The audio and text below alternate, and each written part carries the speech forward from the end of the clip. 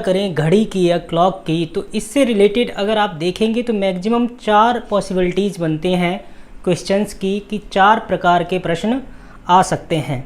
ठीक है, घड़ी से रिलेटेड अगर हम बात करें तो 4 प्रकार के प्रश्न कौन कौन से हो सकते हैं।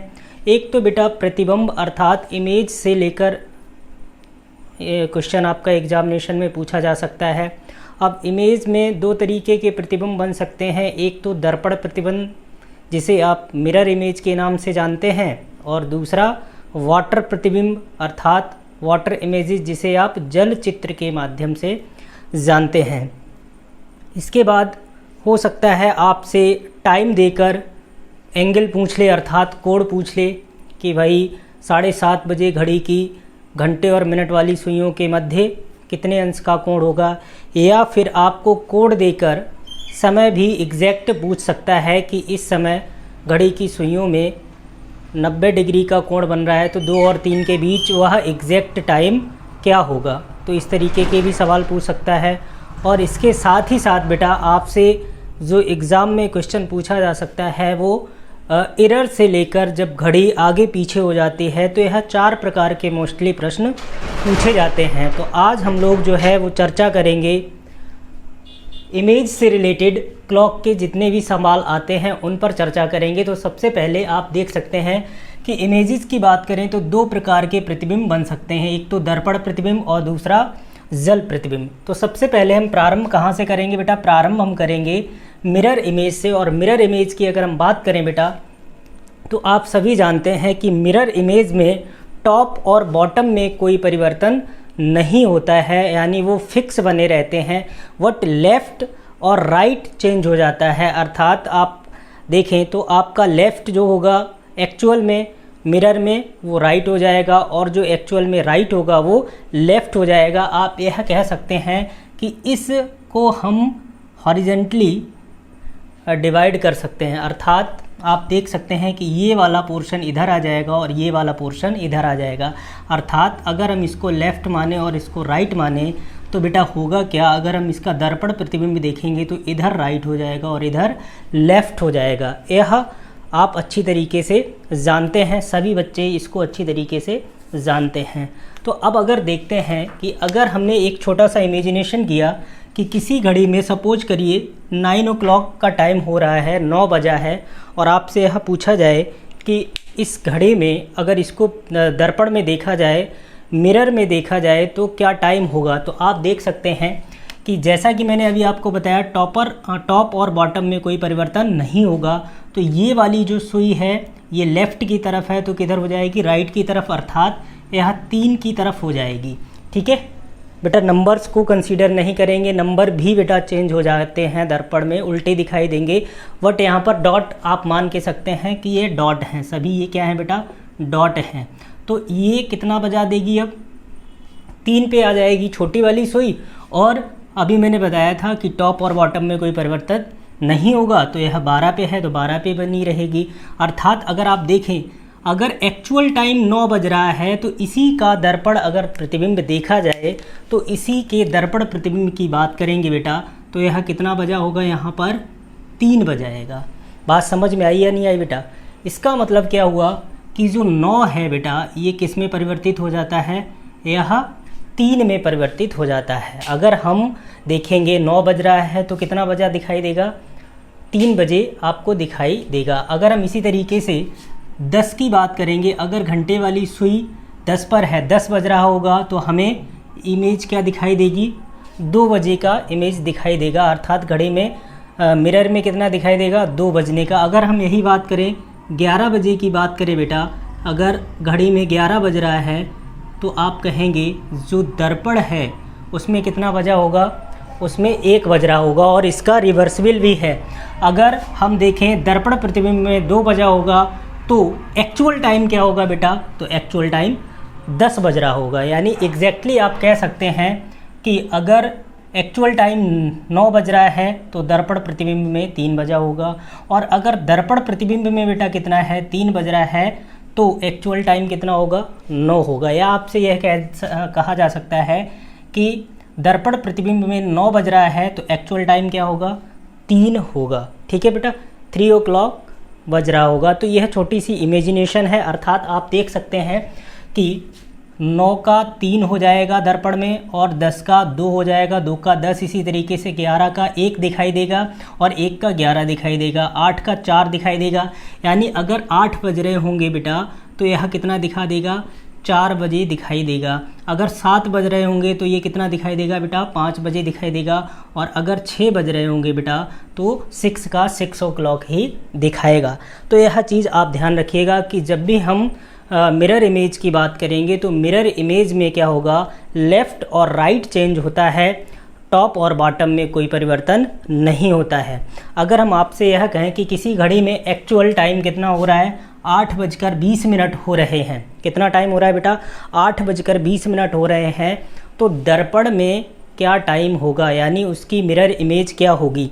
ठीक है बेटा, अगर हम मिरर इमेज की बात करें, ठीक है, तो एक्चुअल टाइम अगर 8:20 हो रहा है तो आप एक थोड़ा सा इमेजिनेशन करिए, और इमेजिनेशन के माध्यम से मान के चलते हैं 8:20 कैसे होगा बेटा, जो मिनट वाली सुई होगी वो कहाँ होगी, 4 पर होगी, और जो घंटे वाली सुई होगी वो 8 और 9 के बीच में होगी।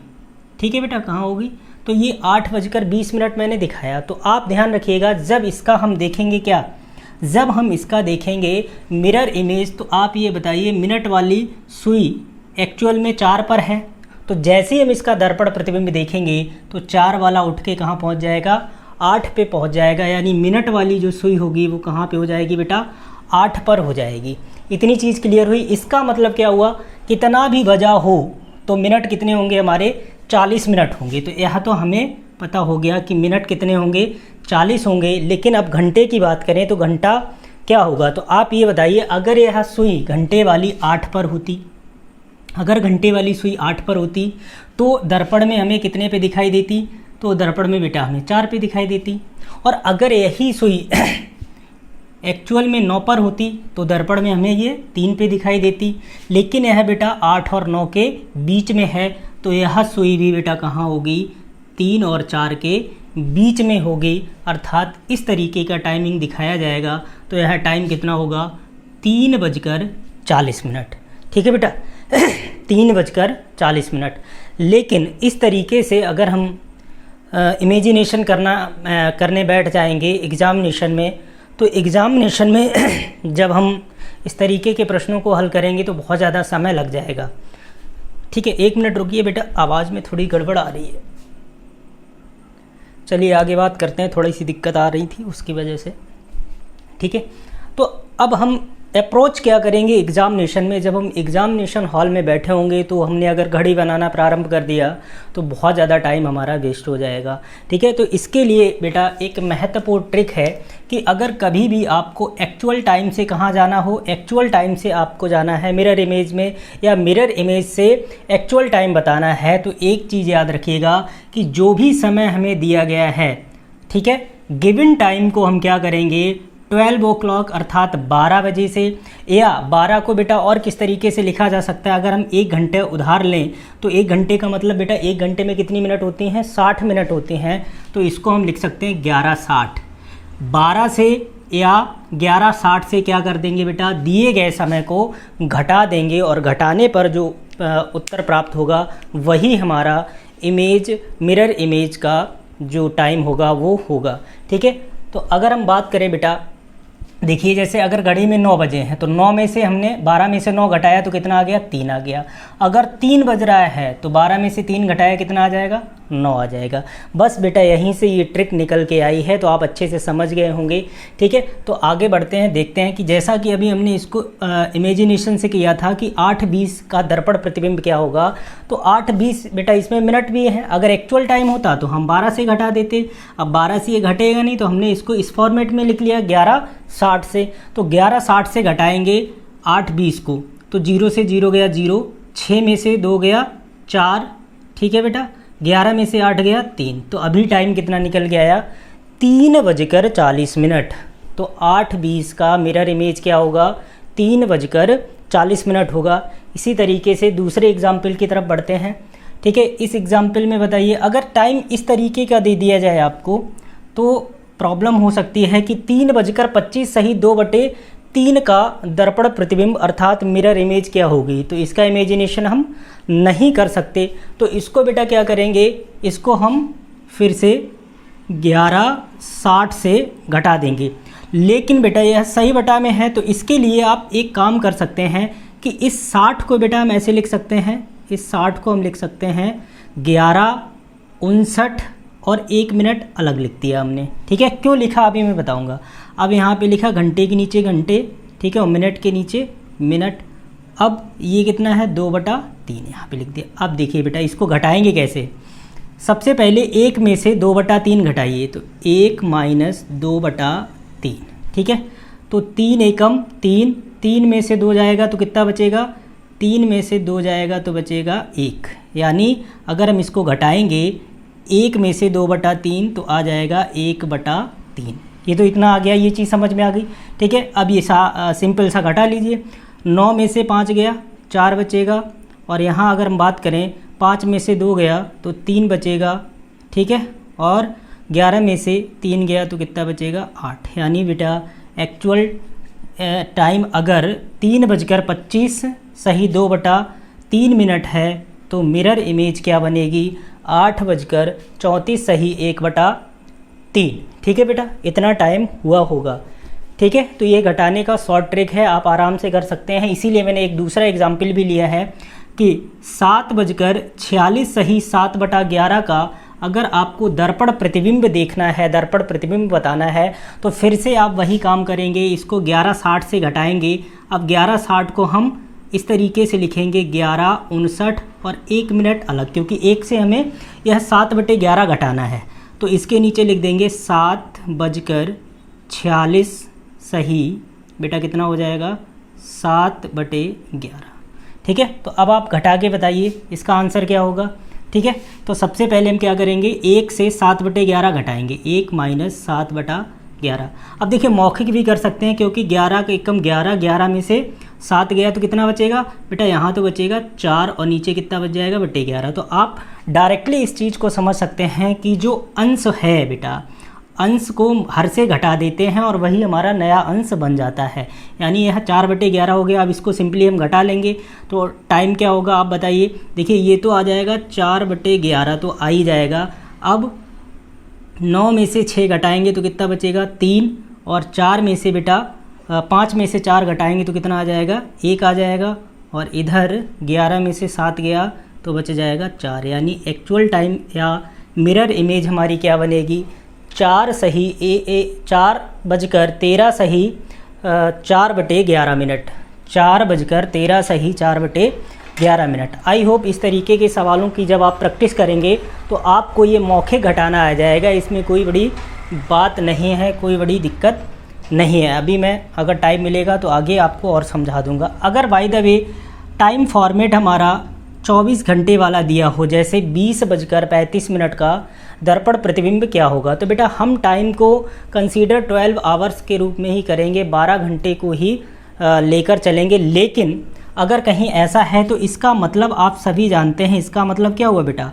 8:35 मिनट, 8:35। ठीक है, तो यह चीज़ आपको आनी चाहिए।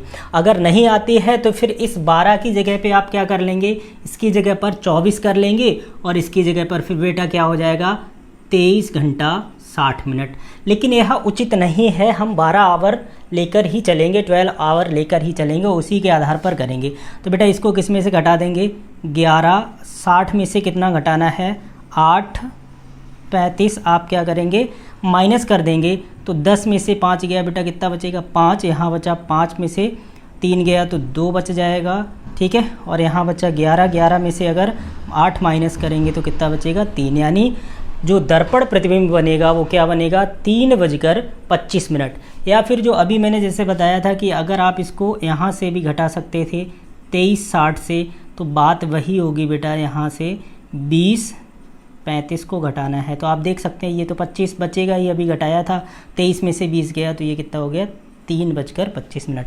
लेकिन आप इस तरीके से इसको घटाएंगे और हम इसी 12 आवर्स के फॉर्मेट को लेकर ही चलेंगे। ठीक है, आइए बेटा अगर 12:25 का समय हुआ है तो इसका दर्पण प्रतिबिंब क्या होगा, तो यह आप अच्छी तरीके से जानते हैं कि इसको हमें कहाँ से घटाना है 11 60 से घटाना है। आप चाहें तो बेटा उस तरीके से भी घटा सकते हैं, जैसा कि अभी मैंने बताया कि 2360 से भी इसको माइनस कर सकते हैं। ठीक है, तो 12 का मतलब क्या होता है बेटा 0 0, 12 का मतलब क्या होता है 0 0, और ये कितना हो गया 25। तो अभी घटाएंगे, 5 बचा यहाँ पे, यहाँ बच गया 5, 5 में से 2 गया, 3 बचा, और यहाँ पे कितना आ जाएगा बेटा 11 आ जाएगा, यानी 11:35 समय हुआ होगा। तो एक्चुअल टाइम क्या हुआ होगा, सॉरी मिरर इमेज में टाइम क्या दिखाएगा 11:35 दिखाएगा। अगर आप चाहते थे तो इसको 2360 से भी माइनस कर सकते थे, बात वही है, आंसर भी वही आएगा, और 12 कितना 25 माइनस करना था। तो आप घटाइए, ये तो 35 बच जाएगा आपका। ठीक है, अभी घटा के चेक किया था। अब देखिए यहाँ 3 में से 2 गया, 1 बचा, 2 में से 1 गया, 1 बचा, यानी 11:35, और वही ये निकल के आया। लेकिन आप वारा वाला ही फॉर्मेट यूज करेंगे। यह सवाल आप स्वयं करेंगे और करने के पश्चात आंसर आप कमेंट बॉक्स में लिखकर भेजेंगे। एक घड़ी को आईने के सामने रखने पर लगता है कि 7:12 हुआ है। बेटा आईना यानी मिरर इमेज दे दिया है आपको, 7:12 हुआ है, तो घड़ी में सही समय क्या होगा यह आंसर आपको करना है। क्या 4:10 होगा, क्या 4:45 होगा, क्या 4:48 होगा, या 4:50 होगा। तो जितना अभी आपको सिखाया गया है उसी के आधार पर आप आंसर कर सकते हैं। ठीक है बेटा, इतनी चीज़ समझ में आई। तो इसका आप क्या करके कमेंट बॉक्स में आंसर लिख के भेजेंगे। तो ये पूरा का पूरा कॉन्सेप्ट किसका हुआ बेटा, मिरर इमेज का। एक भी क्वेश्चन आपका नहीं छूटेगा, आप आराम से कर सकते हैं। अब आगे बढ़ते हैं और बात करेंगे वाटर इमेज की, अर्थात जल प्रतिबिंब की। तो कभी भी आपने देखा होगा जब वाटर में कोई इमेज बनती है तो उसका लेफ़्ट और राइट में कोई परिवर्तन नहीं होता है, अर्थात लेफ़्ट लेफ़्ट रहता है और राइट राइट रहता है। प्रॉब्लम कहाँ पे आती है बेटा, प्रॉब्लम आती है टॉप और बॉटम में, अर्थात घड़ी को इस तरीके से कट कर दो, जो ऊपर वाला हिस्सा है वो आपको नीचे दिखाई देगा और नीचे वाला हिस्सा ऊपर दिखाई देगा। अर्थात अगर घड़ी की सुई आपकी 1 पर है तो वह आपको कहाँ पे दिखाई देगी बेटा, वह आपको 5 पर दिखाई देगी, यानी जितना गैप ऊपर है उतना ही गैप नीचे होना चाहिए। ठीक है, तो यह चीज़ आपको समझ में आ गई होगी। ठीक है, बट आप एक चीज़ ध्यान रखना, वाटर इमेज की अगर हम बात करेंगे तो वाटर की कभी भी कोई परफेक्ट इमेज नहीं बनती है, यह चीज़ आप अच्छे से ध्यान रखेंगे। ठीक है, तो यहाँ पर टाइम वेस्ट ना करते हुए, क्योंकि कॉन्सेप्ट से आपको बेटा एग्जामिनेशन में क्वेश्चन को सॉल्व करना नहीं है, आप ट्रिक लगाएंगे आपका आंसर आ जाएगा। तो सबसे पहले अगर हम वाटर इमेज की बात करें तो अगर एक्चुअल टाइम आपको दिया गया है और आपसे वाटर इमेज पूछ रहा है तो हम क्या करेंगे, दिए गए समय को 18:30 किससे घटा देंगे बेटा, 18:30 से घटा देंगे। अगर 18:30 से नहीं घटेगा तो सीधी सी बात है, यहाँ से 1 घंटा उधार लेंगे, अर्थात 60 मिनट ऐड हो जाएंगी और यहाँ 1 घंटा कम हो जाएगा। तो आप यह भी कह सकते हैं कि हम 17:90 से घटा सकते हैं। अगर एग्जाम्पल के तौर पर आपसे पूछा जाए कि एक घड़ी में 7:20 हुआ है तो उसका जल प्रतिबिंब अर्थात वाटर प्रतिबिंब देखने पर घड़ी में समय क्या होगा, तो आप क्या करेंगे बेटा, 7:20 को 18:30 से घटा देंगे, बहुत ईजिली घट जाएगा, 0 से 0, 3 में से 2 गया 1, और यहाँ पर बेटा आप 18 से जब 7 घटाएंगे तो कितना बचेगा 11, यानी टाइम कितना हुआ होगा बेटा 11:10 का टाइम हुआ होगा। ठीक है, कर लेंगे आराम से, कोई दिक्कत तो नहीं आ रही है। आगे बढ़ते हैं। अगर 2:20 का जल प्रतिबिंब हमें निकालना है तो फिर से भाई ये तो घट जाएगा इसी से, 18:30 से माइनस कर देंगे इसको, तो ये है 2:20, घटा दीजिए 0, यानी 10 मिनट आ गया, और यहाँ पर बेटा कितना बचेगा 16। तो आप सभी जानते हैं 16 का मतलब 4। ठीक है, 16 का मतलब 4, यानी टाइम क्या हुआ होगा 4:10। टाइम क्या हुआ होगा 4:10। अगर बेटा आपसे टाइमिंग पूछी जाए 1:45 का जल प्रतिबिंब क्या होगा, तो आप सभी जानते हैं कि अब यह 18:30 से घटेगा नहीं, यानी हमें कैरी लेनी पड़ेगी, तो सीधा हम किससे घटाएंगे 17:90 से घटा देंगे। तो 17:90 से हम कितना घटा देंगे 1:45 को घटा देंगे, तो 90 से 45 गया तो बेटा कितना बचेगा 45 ही बचेगा। ठीक है, और यहाँ पर कितना बचेगा 6 बचेगा, 7 में से 1 गया 6, 16:45 हो गया। इसका मतलब क्या हुआ बेटा 16:45 का मतलब 4:45, यानी जो वाटर इमेज होगी वो कितनी दिखाई देगी, 4:45 बज रहा होगा बेटा। अब एक बात यह भी ध्यान रखिएगा कि अगर बाय द वे कभी ऐसा हो कि आपको यह उत्तर ना दिया हो, हालांकि यह उत्तर सही है, अगर यह उत्तर नहीं मिलता है तो बेटा 1 घंटे कम वाला टाइम भी आप दिखा सकते हैं, 1 आवर लेस। अर्थात अगर यह ऑप्शन नहीं मिलता है तो ऑप्शन आप क्या करेंगे, 10:10।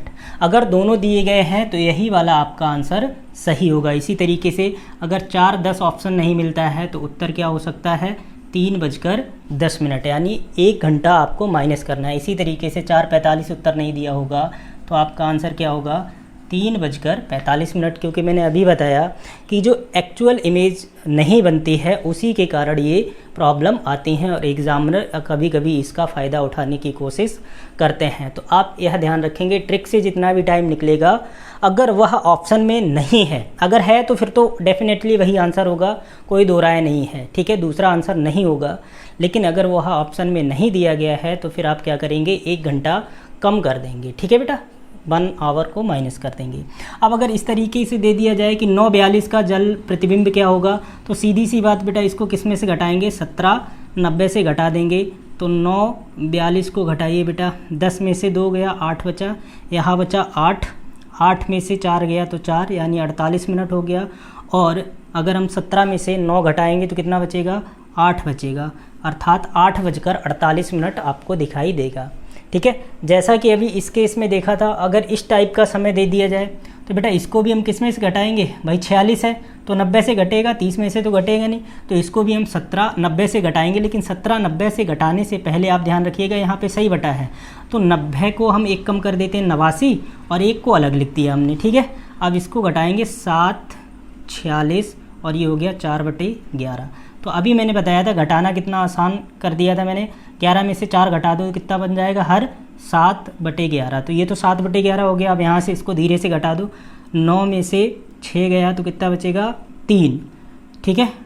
8 में से 4 गया तो कितना बचेगा, 4, और ये बेटा कितना हो जाएगा, 10। यानी आपको जो वाटर इमेज मिलेगी, वाटर इमेज में आपका आंसर कितना मिलेगा, आपको 10:43 सही, 7/11, ठीक है बेटा। तो यह आप बता सकते हैं अच्छे तरीके से किसी भी टाइम पर। चलिए मैं आपको कुछ सवाल दे देता हूँ एग्ज़ाम्पल में। आप ये बताइए कि 3:23 सही, 1/3 का जल प्रतिबिंब क्या होगा, इसका आंसर, यानी यह 2 सवाल हैं और इन 2 सवालों के आपको आंसर कमेंट बॉक्स में लिख कर देने हैं, ठीक है बेटा।